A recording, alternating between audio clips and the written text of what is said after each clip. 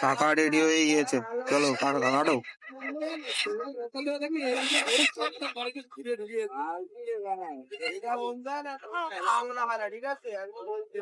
দেশির জোরই আলাদা, কাটার পরেও তর পাচ্ছে।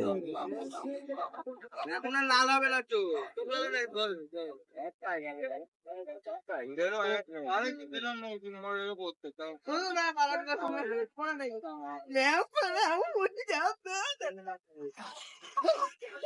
মুরগির কালার কি ও একদম খাসি খাসি।